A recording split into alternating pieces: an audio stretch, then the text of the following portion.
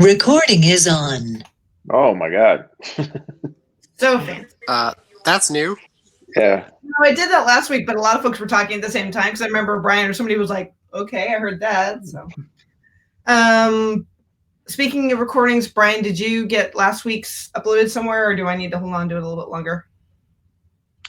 No, I've been bogged down in something else. I will try to do that during this call. I think you gave me the link already in. Was it? It's in Google Drive location. So Here's a link to the Drive folder. Yeah, I can do that right now. cool. I'll download it. You're putting it on YouTube, is that right? Yeah, I download from here. Download. All right, and yeah, then the other thing that's awkward is I actually don't know LW. I don't know what your name is, but Lars. Lars, hi Lars, I'm BJ. When Lars jumped in, and also when I jumped in earlier, there was a whole bunch of people already using this Jitsi spot, so we maybe throw a password on it if we don't want to use it. There are other people in here. I mean, we have it open so that people can join. Like the stand-up is supposed to be like open. Yeah, this was another Lumen project having a stand-up 5 minutes before us. They were also open source. I guess it's an ML project. As long as we don't overlap with our meeting times, it's probably okay. But the thing with the password is that somebody has to be in here for the password to be in effect. Like we can't swat the space and then all leave. As soon as we leave, that name is given up. The other option is if we get a hosted account, or we can just change it to Lumen-Elixir or whatever, just to make it a little bit more unique. But that's pretty funny. I mean, we knew that Lumen is a popular name amongst projects. Now that we have the the NVIDIA engine as well is on the list. Yeah, they named their latest ray tracing program. It's the Unreal one. Epic Games' new revolutionary global illumination engine is called Lumen. Yeah, well, I mean, at least it's an appropriate name. Yeah. Well, the other thing is, I don't know about whether it was me or Lars jumping in, but like when I jumped in, all of a sudden people started jumping away. And the funny thing is, the guy who was running the meeting, as people started disappearing, he goes, "Oh my God, she's kicking people out." And I'm like, I'm not doing anything. I'm not touching anything. They're all leaving on their own. So that's amazing. And I'm not shy. I have no problem being like, "Hey, you guys, you guys need to, jump." Yeah, coming in. I was talking to them for a bit. They were like, "Yeah, we might move if there's a lot of you," and I'm like, "Yeah, there's 5 people. I'll let them know. I don't know what to do." I mean, we can treat it like a regular office space where we're like, "Hey guys, we have this time. You guys have to get out of the space right now." What are the odds that we overlap by that much? That's crazy. I know. In any event, I mean, I don't mind changing it to Lumen-Elixir. It's I doubt that one would be. I'm not going to battle over the video conference link. It's ridiculous. People coming or something? There's a bunch of folks using this space when we got in. I mean, they might even have just seen it in the Lumen. It's in the description on Slack, so they might even have seen it there and gone, "Oh, look, there's a Jitsi room we can use." Well, it's probably, if it's a different open source project, they're probably unaware of what we're doing, and like Lumen is just a common enough name. Gotcha. Alrighty, so let's start with updates. Brian, see any updates? None for me, no. All right, Brian J. No, sorry. All right, Hans.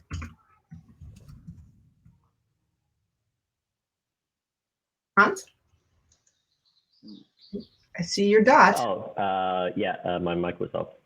So this week has been like a optimization and cleanup week for me, where I've done I've run it like the compiler on every single plus the passes on every single Erlang test suite I can find and get running, and it seems to like compile every single one of them and run them successfully. I can't really run every single one of them because some of them have like large standard library requirements, and I don't want to implement too much in that like bad interpreter I have hacked together. But things seem to be in a pretty good state, and as a consequence of that, I found a couple of places where like some absolutely massive functions in the different test suites took a long time. So I have fixed spots in passes where things blow up too fast in time for large inputs, where like every single function I've given it so far seems to complete in like a reasonable amount of time, even on debug mode, which is pretty cool. Yeah, that's my status, and like a lot of like miscellaneous changes related to all of those things. Luke? So on my branch for the runtimes, because I want cargo check to pass, I did the updates that Paul recommended with getting the newer version of the Lumen branch that develop wasn't actually using. I have cargo check finally passing with that, which means I have like all the alloc changes working. I'm now doing cargo check test. And so like that I have to do, but this morning I hit a weird bug with like the tests on that where something's weird with the Rust plugin where like it just can't find our tests, but it like takes 30 seconds to figure that out. And so now like my editor's giving me shit about it. But check works. So like everything is workable. This also, the change where like emitter doesn't exist anymore is also fixed in the compiler. Obviously, Paul, you're fixing on your branch too, but like I needed to check my stuff that check worked because I needed to get to the point where like, did I break interpreter and did I break the other thing? If you push up your stuff, it's fine. I'll just use it, but like I needed it. Yeah, and I'm so, gonna push it this morning. Yeah. And so I'm just doing that, and then I'll switch over to your version of it if you end up pushing it to develop. But that I all got working. The only big gotcha right now is like they didn't change the global allocator signature, and so that's a little weird in that the global allocator still uses the old names for like trait functions, and it's not the same as allocref, which feels off. I get that allocref is restricting what it can return as opposed to the global allocator, but it makes the code inconsistent now, and I don't know if they're going to change that on us again later. Like global alloc still has realloc, but yeah, that will never has change. shrink and grow. And it doesn't present any issues for the allocator interface changes. Yeah, it just they used to match, and so that was kind of nice. But I mean, they didn't match though because they returned different values before. Yeah. And took different parameters. Yeah. Yeah. So that's what I've been doing. It seems to mostly be working. The interpreter, I mean, it checks. I don't know if the changes I did actually work with it yet because I'm just doing the check phase. I haven't done the actual test yet. Yeah, I can push the allocator interface changes here in a minute or two once we're off the call. Basically, I ended up stripping out quite a bit of dead code with that as well that we didn't need to be used or didn't need to be using and weren't really using. But yeah, unfortunately, sorry you had to go through and do that. Other than that, I have a few other things that I'm pushing up, including all the changes to the diagnostics stuff from EIR, now in Lumen.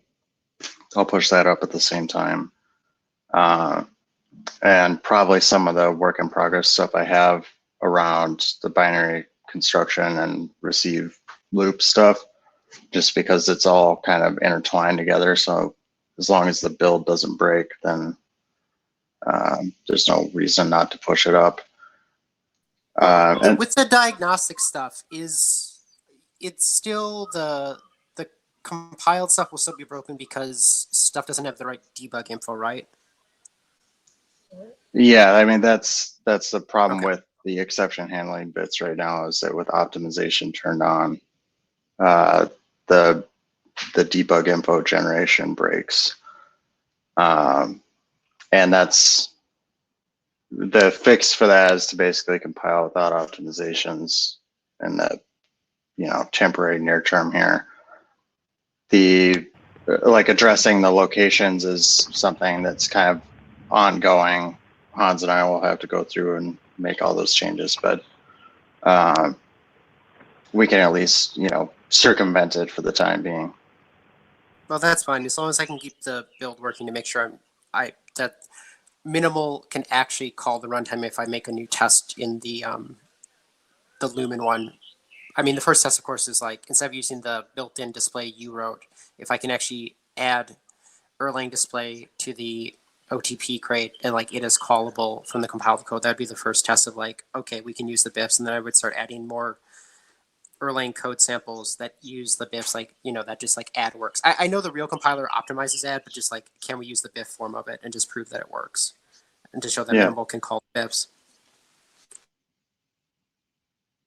Yeah, that all makes sense. The past week or so, I was able to get a little bit done, but I was pretty busy because I just started a new job, so that's taken up more of my time. But so in any case, found a new place that's a lot better. So I'm jumping back into it a little bit here.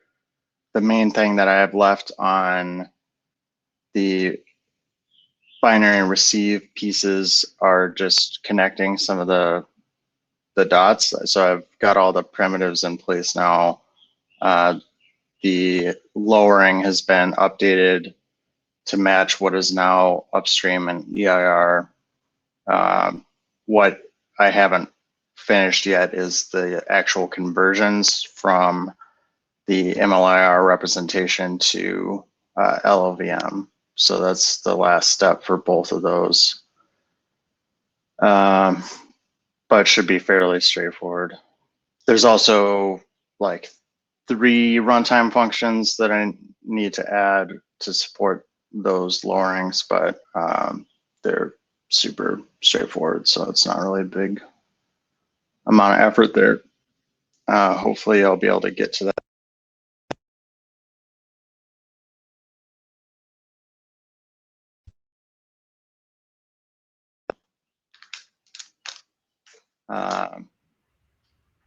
That's all for me, I guess.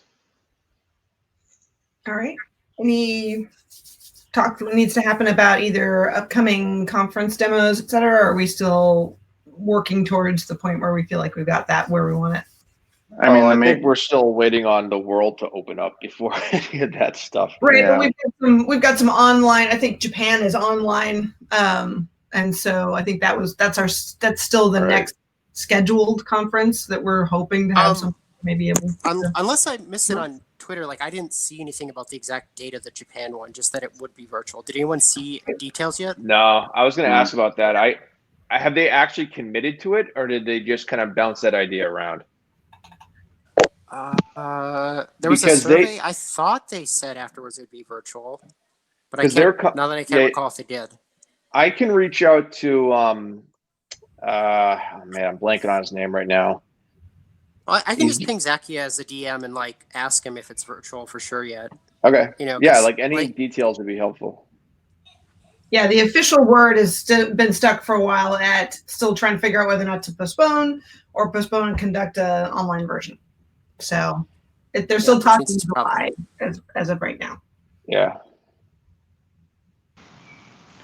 From what I've seen, there's also Codebeam V towards the end of May.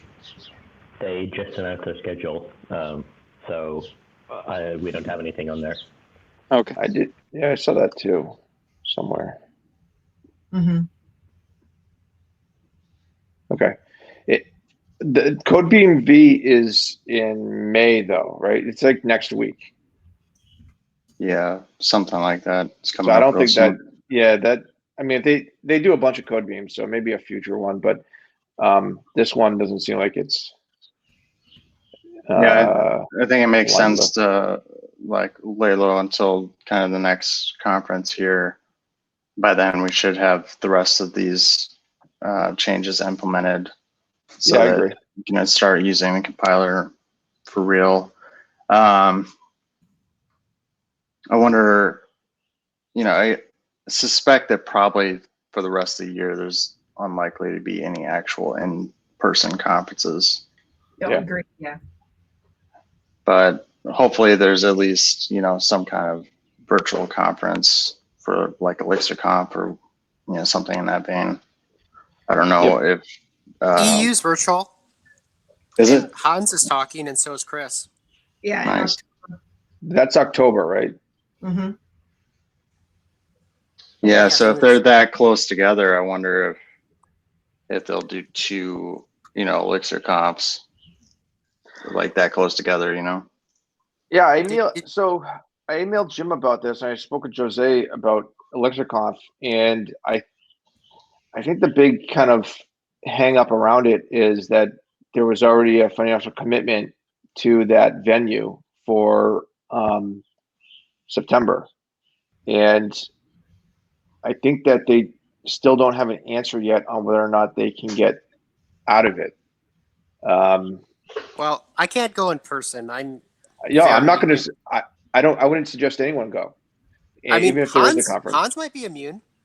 There's a good chance he's immune. I mean, like, I'm going to be able to get like a serology test before then. And if I've actually had it, then I don't have anything against going. Yeah, immunity is one thing. Whether or not the gates will be open for people to come into the country is another question. Yeah. So there's So if it's open and I'm immune, then I'm fine with it. But if not, then like maybe not.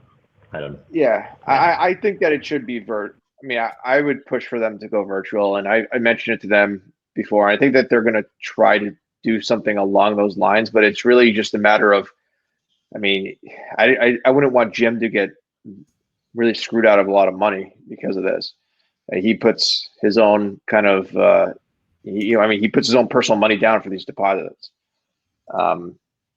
Not sure if should be discussing that on the stand up, but I mean, it's kind of like an obvious thing, right? Like, of course Yeah. he does, because that's pretty much the requirement these days to reserve any of these venues. I think that was actually discussed on Elixir Wizards between episodes. So. All right, I'm in the clear then. In any event, the other one is the podcast changelog that we've discussed in the past. That would probably be we could do the that. easiest one for everyone to do. And then, definitely a wide audience. But again, as Paul's indicated, we should wait until, things are more stable. Yeah, once we've hit I that definitely would say, milestone, then I think that's a good time to start, getting some more, like, post some stuff, get some more attention brought back to the project. But if we do it too early, then it's just going to be a dud. Mm. Yeah, right now, especially with the runtime switchover that I'm trying to accomplish, like I feel like it will feel more unstable temporarily than it may have in the past, just because it'll look like it should work more, and people will potentially try more things if I make all the OTP BIFs work. And so I'd want to make sure that we have enough tests in Erlang that they actually do work before we hand it off and say, oh yeah, and have people try it out, and then it instantly breaks as soon as they try to chain two functions together. I noticed, as a completely different note, I was watching some of the OTP PRs and noticed that there had been a series of commits recently around the type-based optimization passes in the Beam compiler, which probably would act as a decent basis for us to start introducing some of that type information into our own compiler. Obviously, there's differences in the representation and everything, so it's not exactly one for one. But if we, take a look at what they're using or how they're propagating type information, we can at least use that as a guideline for what the core OTP team at least sees as correct. It's obviously going to be limited in comparison to what we could do with a stronger set of type information, like actual type signatures and such, but better than what we have right now, which is basically nothing. Even the Elixir language server is getting type inference. Like the newest version just did like, oh, we can infer all your struct keys.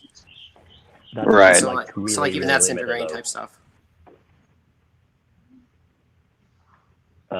Yeah, so I think that's only like if you match on, or if it's like trivially shown that you're in a code path where something is a struct, then it does it. But it's not like it. I don't think it does anything more advanced than just like the most trivial. Oh, if it's just at the function head for the parameter, then yeah, that's not a big deal. If it was propagating, then it'd be more impressive. Yeah, I don't think so, but I'm not entirely sure. Yeah, I can't imagine that they've added a whole type system just for that. But there's definitely cases it would be easy to be like, oh, this was a structure that was just built, and we can decompile the beam file to get access to the struct definition. And now we know what the fields are, so we can show them in the autocomplete. It's not really like type checking per se, but more of like a textual aid. In any case, there's like a beam SSA type pass in the compiler in OTP, that is, that might be worth a glance, Hans. Yeah, whenever you get around to I'll poking at that again. Probably this week. So try to look at what the state of things are now. Yeah, it's not like super refined or anything, but it's mostly intra-procedural and local to a particular module. They're not doing any cross-module type propagation or anything like that. So, which makes sense. I mean, They basically like can't. Even like the most trivial of like type propagation within a function would help us out. So Yeah, for sure.